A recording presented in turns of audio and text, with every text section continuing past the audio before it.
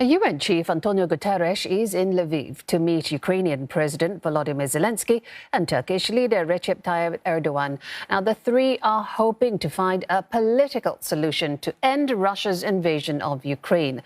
Grain exports are also high on their agenda. Earlier, Mr. Guterres made a short visit to Lviv's National University.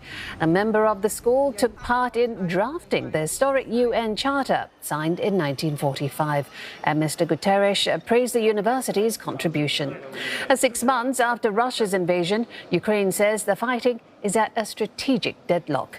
Intense fighting around the Russian-occupied Zaporizhzhia nuclear power plant is becoming a growing concern. Recent shelling is raising fears of a nuclear disaster. Russia says it may shut down the plant if Ukraine continues to attack the facility, something Kyiv denies doing. Moscow has also accused Kyiv of planning a provocation at the plant while the UN chief is in Ukraine.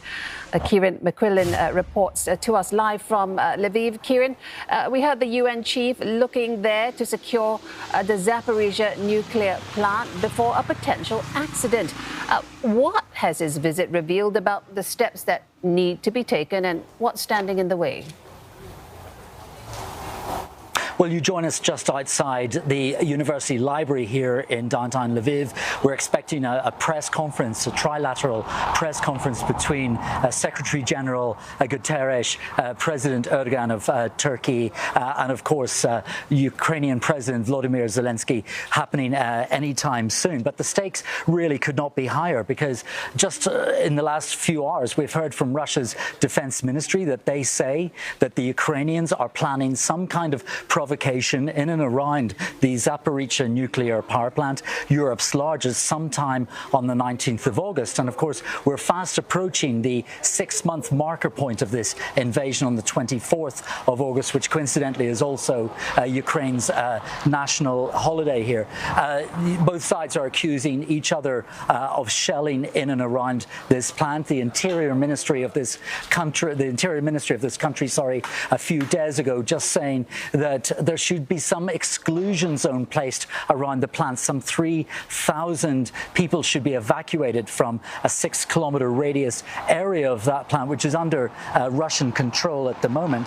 The Secretary General Guterres, along with President Erdogan and President Zelenskyy, are trying to broker possibly some sort of a deal involving the Vienna-based International Atomic Energy Agency, a delegation there hoping to go into that area to try and see what the situation is on the ground and see what measures could be taken to de-escalate the situation there. Indeed, the Vienna-based Secretary General of that organization willing to head that himself. But President Zelenskyy himself on his nightly address last night said that only absolute transparency and controllability can guarantee a return to normal nuclear safety at that plant.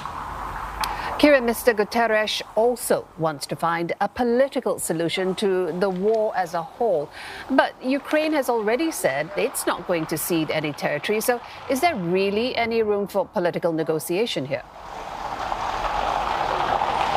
Well, it really depends what territory we're talking about. Of course, there's the integral borders of this country which were established on the breakup of the Soviet Union, or there's those more informal lines that were drawn after the 2014-15 incursion by Russian forces into this country, including the annexation of the Crimea Peninsula, where we've seen a distinct uptick of violence in the last couple of days, a military base being attacked down there, as well as an ammunition depot. The presence of President Erdogan of Turkey could be one of the key factors here to see something through, to see some negotiated settlement in the future. Indeed, we had a readout from Turkey's foreign minister saying that he was here to discuss ways to end the conflict through diplomatic means. Of course, Turkey was instrumental, along with the United Nations, in putting these grain corridors into effect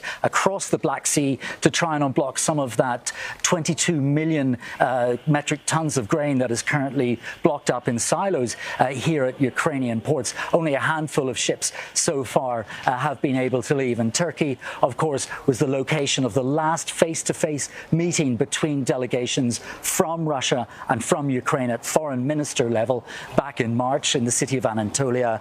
They ended without any agreement. Thanks for that. Kieran McQuillan reporting from Lviv.